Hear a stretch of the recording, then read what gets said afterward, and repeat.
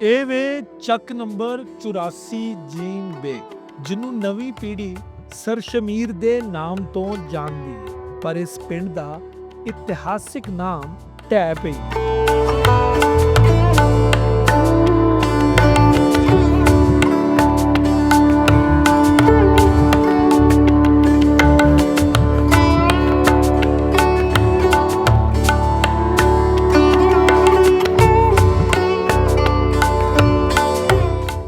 ਸੰਨ 47 ਤੋਂ ਪਹਿਲਾਂ ਸਿੱਖ ਤੇ ਮੁਸਲਿਮ ਇਸ ਪਿੰਡ ਦੇ ਵਾਸੀ ਸਨ। ਉਹਨਾਂ ਦੀ ਪ੍ਰੀਤ ਤੇ ਸਾਂਝ ਦੇ ਚਰਚੇ ਦੂਰ ਦੂਰ ਤੱਕ ਸਨ। ਮਜ਼ਹਬ ਤੇ ਅਕੀਦੇ ਬੇਸ਼ੱਕ ਆਪਣੇ ਆਪਣੇ ਸੀ, ਪਰ ਦੁੱਖ ਤੇ ਤਕਲੀਫਾਂ ਸਾਂਝੀਆਂ ਸਨ। ਫਿਰ ਵੇਲੇ ਨੇ ਪਾਸਾ ਬਦਲਿਆ, ਪਾਣੀ ਖੂਨ ਹੋ ਗਏ, ਸਰਕਾਰਾਂ ਨੇ ਸਾਂਝ ਤੇ ਤਲਵਾਰ ਰੱਖ ਦਿੱਤੀ। ਇਹ ਪਿੰਡ ਵੀ ਵੰਡ ਨੂੰ ਪਿਆਰਾ ਹੋ ਗਿਆ। ਇਸ ਪਿੰਡ ਦੇ ਵਾਸੀ ਇਸ ਪਿੰਡ ਨੂੰ ਰੋਂਦਾ ਛੱਡ ਕੇ ਟੁਰ ਗਏ, ਪਰ ਇਹ ਪਿੰਡ ਅੱਜ ਵੀ ਨਮ ਅੱਖਾਂ ਨਾਲ ਉਹ ਸਾਰਾ ਮੰਜ਼ਰ ਵੇਖ ਰਿਹਾ ਹੈ। ਆਓ ਜਾਣਦੇ ਹਾਂ ਇਸ ਪਿੰਡ ਦੀ ਦਾਸਤਾਨ।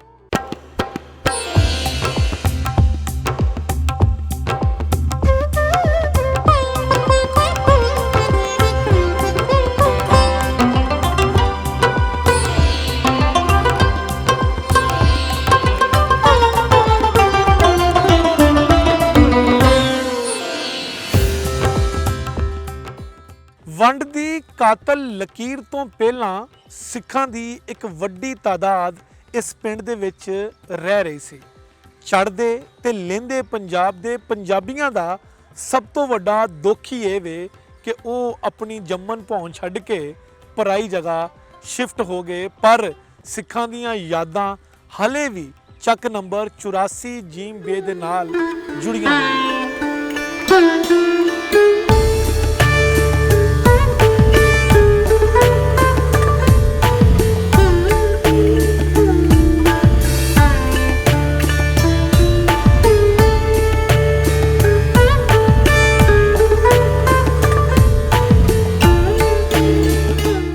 ਮੈਂ ਇਸ ਵੇਲੇ ਇਸ ਪਿੰਡ ਦੇ ਸਰਸ਼ਮੀਰ ਸਟੇਸ਼ਨ ਤੇ ਖੜਾ ਤੇ ਇਸ ਪਿੰਡ ਦੇ ਸਟੇਸ਼ਨ ਦੀ ਤਾਰੀਖ ਦੇ ਬਾਰੇ 'ਚ ਪਿੰਡ ਦੇ ਵਡਕੇ ਆਖਦੇ ਨੇ ਕਿ ਇਸ ਪਿੰਡ ਦਾ ਜਿਹੜਾ ਇਹ ਸਟੇਸ਼ਨ ਹੈ ਉਹ ਜੁੜਿਆ ਹੈ ਮਿਰਜ਼ਾ ਸਾਹਿਬਾ ਦੇ ਵਾਕਿਏ ਦੇ ਨਾਲ। ਮਿਰਜ਼ਾ ਸਾਹਿਬਾ ਜਦੋਂ ਜਾ ਰਹੇ ਸੀ ਤੇ ਇਸ ਜਗ੍ਹਾ ਤੇ ਉਹਨਾਂ ਦਾ ਸਟੇ ਹੋਇਆ ਤੇ ਸਾਹਿਬਾ ਦੇ ਭਰਾਵਾਂ ਨੇ ਇਸ ਥਾਂ ਤੇ ਹੀ ਮਿਰਜ਼ੇ ਦਾ ਕਤਲ ਕੀਤਾ ਸੀ। ਤੇ ਜਿਸ ਭਰਾ ਨੇ ਕਤਲ ਕੀਤਾ ਸੀ ਉਹਦਾ ਨਾਮ ਸ਼ਮੀਰ ਸੀ ਤੇ ਆਖਿਆ ਇਹ ਗਿਆ ਕਿ ਉਹਨੇ ਇਹ ਕਿਲਾ ਸਰ ਕੀਤਾ ਹੈ ਤੇ ਇਸ ਲਈ ਇਸ ਪਿੰਡ ਦੇ ਸਟੇਸ਼ਨ ਦਾ ਨਾਮ ਸਰਸ਼ਮੀਰ ਰੱਖ ਦਿੱਤਾ ਗਿਆ। ਹੁਣ ਇਸ ਵਾਕਿਏ ਦੇ ਪਿੱਛੇ ਤੇ ਉਸ ਤੋਂ ਇਲਾਵਾ ਦਾਨਾਬਾਦ ਦੇ ਦਰਬਾਰ ਦੇ ਜਾਣ ਦੇ ਪਿੱਛੇ ਕੀ ਮੁਮਾਸਲਤ ਹੈ, ਇਹ ਆਪਸ 'ਚ ਕਿਵੇਂ ਜੁੜੇ ਹੈ, ਅੱਲਾ ਹੀ ਬਿਹਤਰ ਜਾਣਦਾ ਹੈ। ਪਰ ਇਸ ਪਿੰਡ ਦੇ ਲੋਕ ਜਿਹੜੇ ਨੇ ਉਹ ਇਹਦੀ ਤਾਰੀਖ ਤੇ ਹਿਸਟਰੀ ਇਹੋ ਹੀ ਦੱਸਦੇ ਨੇ।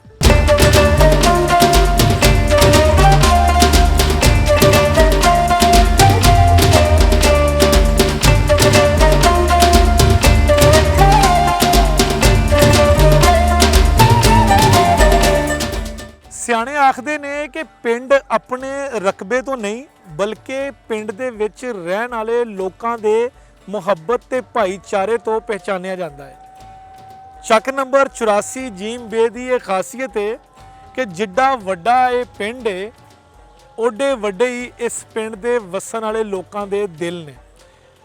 ਇੱਥੇ ਪਿੰਡ 'ਚ ਰਹਿਣ ਵਾਲੇ ਲੋਕਾਂ ਦਾ ਮੋਹ ਤੇ ਮੁਹੱਬਤ ਤੇ ਭਾਈਚਾਰਾ ਬੜਾ ਸ਼ਾਨਦਾਰ ਹੈ। ਇਸ ਪਿੰਡ ਦਾ ਰਕਬਾ 85 ਤੋਂ 90 ਮੁਰੱਬੇ ਤੇ ਵੇ, ਪਰ ਪਿੰਡ ਦੇ ਲੋਕ ਜਿਹੜੇ ਨੇ ਉਹ ਐਡਾ ਵੱਡਾ ਪਿੰਡ ਹੋਣ ਦੇ ਬਾਵਜੂਦ ਵੀ ਇੱਕ ਦੂਜੇ ਦੇ ਨਾਲ ਜੁੜੇ ਹੋਏ ਨੇ।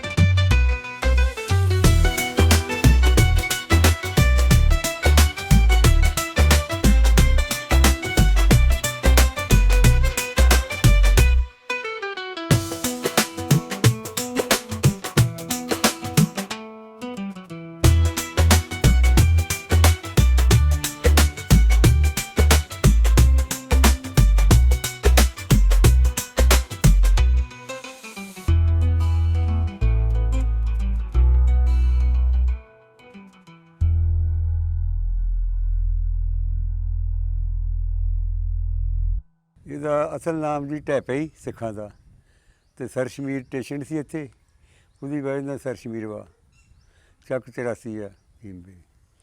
ਇਹਦੇ ਨਜ਼ਦੀਕ ਵਾ ਜੀ 85 ਲੀਰਾਂ, ਧੋ ਮਾਜਰਾ, 88 87 ਰਤਨਾ, ਗਿੱਲਾਂ, ਜਗਤਪੁਰ, ਨਰੰਗਾਬਾਦ, ਜੋਧਾ, ਇਹ ਪਿੰਡ ਦੇ ਨਜ਼ਦੀਕ ਵਾ। ਪਡੋਰੀ ਇਹ ਕੋਈ ਪਿੱਛੇ ਸਿੱਖਾਂ ਦਾ ਹੀ ਸੀ ਜੀ, ਢੈਪੇ ਪਿੰਡ ਉਸ ਵਜ੍ਹਾ ਤੋਂ ਢੈਪੇ ਹੀ ਸੱਦਦੇ ਸੀ ਇਹਨੂੰ। ਫਿਰ ਸਰ ਸ਼ਮੀਰ ਸਟੇਸ਼ਨ ਸੀ ਇੱਥੇ, ਉਹ ਸ਼ਮੀਰ ਨੇ ਫਤਿਹ ਕੀਤੀ ਆ ਸਾਹਿਬਾਂ ਦੇ ਭਰਾ ਨੇ, ਉਸ ਵਜ੍ਹਾ ਨਾਲ ਫਿਰ ਸਰ ਸ਼ਮੀਰ, ਸਰ ਮੈਂ ਨੇ ਫਤਿਹ, ਸ਼ਮੀਰ ਨੇ ਫਤਿਹ ਕੀਤੀ ਆ ਮਿਰਜ਼ੇ ਤੋਂ ਇੱਥੇ, ਇਸ ਵਜ੍ਹਾ ਤੋਂ ਸਰ ਸ਼ਮੀਰ ਆਖੋ। ਪਾਕਿਸਤਾਨ ਬਣਨ ਤੋਂ ਪਹਿਲੇ ਦਾ ਹੀ ਸੀ ਸਟੇਸ਼ਨ ਇੱਥੇ ਜੀ, ਮਤਲਬ ਅਸੀਂ ਸਾਡੀ ਪੈਦਾਇਸ਼ ਤੋਂ ਪਹਿਲੇ ਦਾ ਸਟੇਸ਼ਨ ਆ। ਅਤੇ ਸਟੇਸ਼ਨ ਦੀ ਇਹ ਆ ਕਿ ਇੱਥੇ ਜਿੰਨੇ ਆਲੇ ਦੁਆਲੇ ਦੇ ਪਿੰਡ ਸੀ ਨਾ, 4 ਚੁਫੇਰੇ ਦੇ, ਸਾਰੇ ਇੱਥੋਂ ਆ ਕੇ ਚੜ੍ਹਦੇ ਸੀ। ਜਿਹਨੇ ਕਰਾਚੀ ਨੂੰ ਜਾਣਾ ਉਹ ਵੀ ਇੱਥੋਂ, ਜਿਹਨੇ ਫੈਸਲਾਬਾਦ, ਜਿੱਧਰ ਵੀ ਜਾਣਾ ਇੱਥੋਂ ਹੀ ਚੜ੍ਹਦੇ ਸੀ। ਜਿੰਨੇ ਵੀ ਪਿੰਡ ਆ ਆਲੇ ਦੁਆਲੇ ਸਾਰੇ, ਇਹ ਸਾਡੇ ਪਿੰਡ ਦੇ ਵੱਲੋਂ ਸਹੂਲਤ ਸੀ ਇਹਦੀ ਸਟੇਸ਼ਨ ਦੀ। ਖੂਹ ਸੀ ਜੀ ਇੱਥੇ, ਸੈਂਟਰ ਆ ਚੌਕ ਵਾ, ਖੂਹ ਆ ਚੌਕ ਵੱਜਦਾ, ਉੱਥੇ ਪੁਰਾਣਾ ਖੂਹ ਸੀ। ਅਤੇ ਗੁਰਦੁਆਰਾ ਇੱਕ ਪਿੰਡ 'ਚ ਵੀ ਸੀ, ਅਤੇ ਪਿੰਡ ਦੀ ਬਾਹਰਲੀ ਸਾਈਡ 'ਤੇ ਸਟੇਸ਼ਨ ਆਈ ਅਤੇ ਸਰਾਂ ਸੀ ਇੱਕ ਗੁਰਦੁਆਰਾ 85 ਲੀਰਾਂ ਨੂੰ ਸੜਕ ਜਾਂਦੀ ਹੈ, ਉਹਦੇ ਉੱਤੇ ਸੀ ਗੁਰਦੁਆਰਾ। ਇਹ ਬਜ਼ੁਰਗ ਜੀ ਹਿੰਦੁਸਤਾਨ ਤੋਂ ਹੀ ਆਏ ਇੱਥੇ। ਇਹਨਾਂ ਦੇ ਜਿਹੜੇ ਪੀਰ ਸੀ ਨਾ, ਪੀਰ ਮਹਿੰਦੀ ਸ਼ਾਹ, ਉਹਨਾਂ ਦੀ ਬੱਚੀ ਇਸ ਪਿੰਡ ਦੇ ਵਿੱਚ ਨਾ ਵਿਆਹੀ ਸੀ। ਉਸ ਬੱਚੀ ਮਤਲਬ ਉਹਨਾਂ ਨੇ ਪੀਰਾਂ ਨੇ ਨਾ ਜਿੱਦਾਂ ਗਿਫਟ ਨਹੀਂ ਦੇ ਕਿ ਚੱਲ ਮਰੀਦ, ਉਹ ਇੱਥੇ ਆ ਗਏ। ਅਤੇ ਫਿਰ ਇੱਥੇ ਆ ਬਾਬਾ ਜੀ ਨੇ ਆ ਕੇ ਸਾਡੇ ਪਿੰਡ ਦੇ ਜਿਹੜੇ ਨਾ ਕਾਫੀ ਅਰਸਾ ਬਾਜ਼ਾਰਾਂ ਦੀ ਸਫਾਈ ਕੀਤੀ ਆ, ਨਾਲੀਆਂ ਦੀ ਸਫਾਈ ਕੀਤੀ ਆ। ਅਤੇ ਫਿਰ ਆਮ ਜਿੰਨੇ ਦਰਖਤ ਲੱਗੇ ਨੇ ਨਾ ਸਾਡੇ ਮਰਬਿਆਂ 'ਚ, ਇਹ ਵੀ ਖੁਦ ਸਰਕਾਰ ਨੇ ਨਾ ਆਪਣੇ ਹੱਥੀਂ ਦਰਖਤ ਲਾਏ ਹੋਏ ਆ। ਜਿੰਨੇ ਵੀ ਬੋਰਡ ਆ ਇੱਥੇ ਦਰਬਾਰ ਦੇ ਸਾਹਮਣੇ, ਇਹ ਵੀ ਉਹਨਾਂ ਨੇ ਲਾਏ ਹੋਏ ਆ। ਅਤੇ ਬਾਕੀ ਉਹਨਾਂ ਨੇ ਫਿਰ ਗੱਡੀ 'ਤੇ ਸਫ਼ਰ ਕੀਤਾ, ਲੋਕਾਂ ਦੇ ਡੰਗਰਾਂ ਨੂੰ ਘਾਹ ਵੱਢ ਕੇ ਪਾਇਆ, ਮਤਲਬ ਖਿਦਮਤ ਖਲਕ ਕੀਤੀ ਆ। ਅਤੇ ਬਸ ਇਹੀ ਬਜ਼ੁਰਗਾਂ ਦਾ ਜੀ। ਬਾਕੀ ਬਜ਼ੁਰਗਾਂ ਦੇ ਕੋਲ ਇਹਨਾਂ ਦਾ ਇਹ ਸੀ ਵੀ ਜਦੋਂ ਕੋਈ ਬੰਦੇ ਆਉਂਦੇ ਸੀ ਇਹਨਾਂ ਦੇ ਕੋਲ ਹਾਜਤਮੰਦ, ਉਹਨਾਂ ਨੂੰ ਇਹੀ ਅਰਜ਼ ਕਰਦੇ ਸੀ, ਇਹੀ ਬਾਬਾ ਜੀ ਕਹਿੰਦੇ ਸੀ, ਯਾਰ ਤੁਸੀਂ ਵੀ ਦੁਆ ਕਰੋ, ਮੈਂ ਵੀ ਦੁਆ ਕਰਦਾ। ਮਤਲਬ ਲਾ ਤਮਾ ਬਜ਼ੁਰਗ ਸੀ ਕੋ, ਉਹਨਾਂ ਨੂੰ ਆਪਣੀ ਜ਼ਿੰਦਗੀ ਵਿੱਚ ਨਾ ਕੋਈ ਤਮਾ ਨਹੀਂ ਕੀਤੀ ਕਿ ਮੈਂ ਜੋੜ ਲਵਾਂ, ਬਣਾ ਲਵਾਂ। ਗੱਡੀ 'ਤੇ ਸਫ਼ਰ ਕਰਦੇ ਸੀ, ਅਤੇ ਇੱਦਾਂ ਹੀ ਫਿਰ ਉਹ ਅੱਧਾ ਘੰਟਾ ਗੱਡੀ ਦੇ ਉੱਤੇ ਸਜਦੇ 'ਚ ਵੀ ਪੈ ਰਹਿੰਦੇ, ਫਿਰ ਚਲੇ ਜਾਂਦੇ ਸੀ। ਅਤੇ ਫਿਰ ਉਹਨਾਂ ਦਾ ਵਿਸਾਲ ਹੋ ਗਿਆ ਮੇਰਾ 84 ਦੇ ਵਿੱਚ, 1984 'ਚ। ਉਸ ਤੋਂ ਬਾਅਦ ਫਿਰ ਆਹਿਸਤਾ ਦਰਬਾਰ ਮਾਸ਼ਾਅੱਲਾ ਬਣ ਗਿਆ।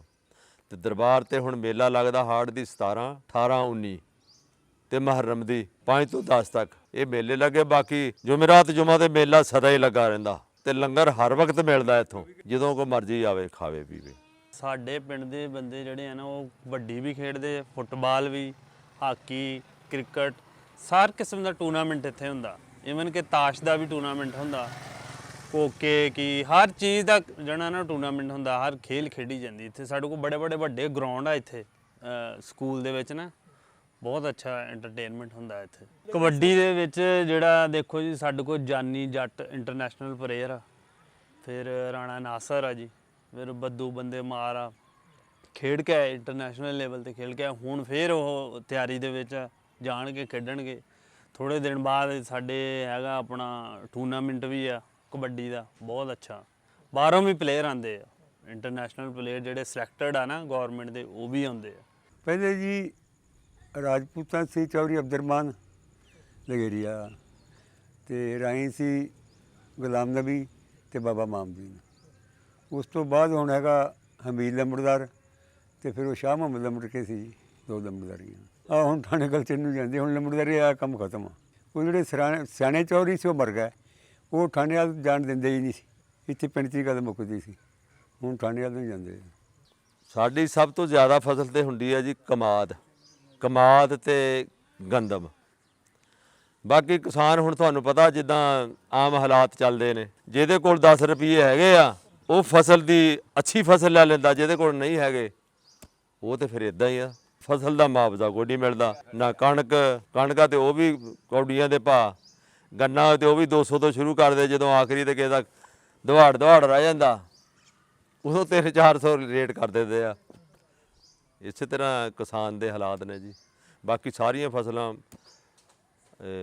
ਬੀਜਦੇ ਨੇ ਆਪਣੇ ਹਿਸਾਬ ਕਿਤਾਬ ਦੇ ਨਾਲ। ਸਾਡੇ ਪਿੰਡ ਦੇ ਵਿੱਚ ਪੜ੍ਹਨ ਵਾਸਤੇ ਜਿਹੜੀ ਹੈ ਨਾ ਸਾਨੂੰ ਬਹੁਤ ਅੱਛੀ ਓਪਰਚੁਨਿਟੀ ਆ। ਬੱਚਿਆਂ ਦਾ ਸਕੂਲ ਜਿਹੜਾ ਨਾ ਹਾਈ ਲੈਵਲ ਤੱਕ ਯਾਨੀ 11ਵੀਂ 12ਵੀਂ 14ਵੀਂ ਤੱਕ ਆ। ਬੱਚੇ ਜਿਹੜੇ ਕਈ ਬਾਹਰ ਵੀ ਜਾਂਦੇ ਆ, UK ਤੱਕ, ਆਸਟ੍ਰੇਲੀਆ ਤੱਕ ਸਾਰੇ ਪੜ੍ਹਨ ਗਏ ਹੋਏ ਆ ਬੱਚੇ। ਹਾਂ, ਬਹੁਤ ਅੱਛੀ ਤਰੀਬ ਇੱਥੇ।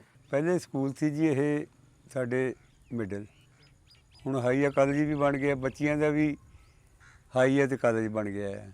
ਬਾਕੀ ਪ੍ਰਾਈਵੇਟ ਸਕੂਲ ਵੀ ਹੈਗੇ ਇਸ ਚੱਕ 'ਚ। ਸਾਡੇ ਪਿੰਡ ਤਕਰੀਬਨ 12 ਮਸਜਿਦਾਂ ਵਾਂ। ਦਿਓਬੰਦੀ, ਅਹਿਲੇ ਹਦੀਸ, ਸੁੰਨੀਆਂ ਦੀਆਂ ਜ਼ਿਆਦਾ ਵਾ, ਲੇਕਿਨ ਕੋਈ ਇਖਤਲਾਫ ਨਹੀਂ ਹੈਗਾ ਕਿਸੇ ਦੇ ਨਾਲ। ਬਰਾਦਰੀਆਂ ਇੱਥੇ ਸਭ ਤੋਂ ਜ਼ਿਆਦਾ ਰਾਈਆਂ ਜੀ।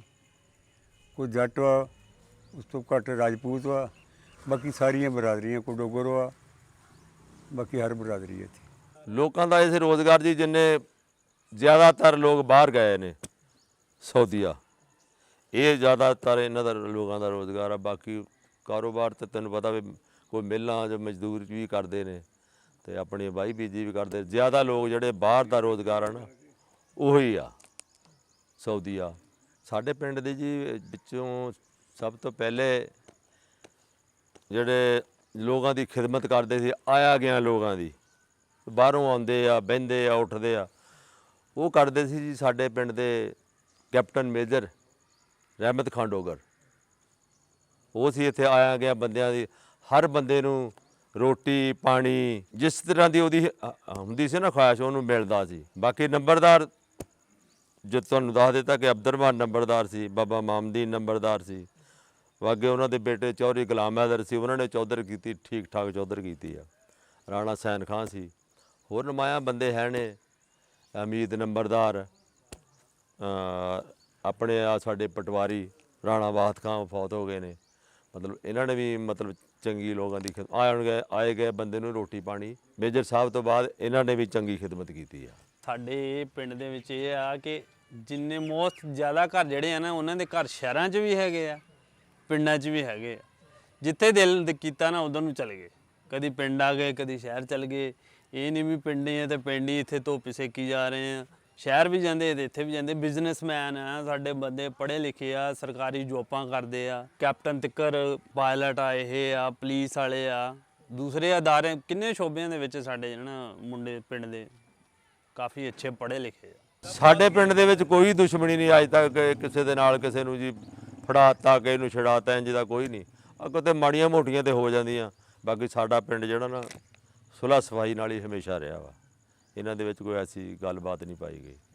ਸਾਡੀ ਜ਼ਿੰਦਗੀ ਮੈਨੂੰ ਵੀ 65 ਸਾਲ ਦੀ ਉਮਰ ਹੋ ਗਈ ਆ, ਕੋਈ ਐਸਾ ਮਸਲਾ ਨਹੀਂ। ਸਾਰੇ ਅੱਛੇ ਤਰੀਕੇ ਨਾਲ ਰਹਿ ਰਹੇ ਆ।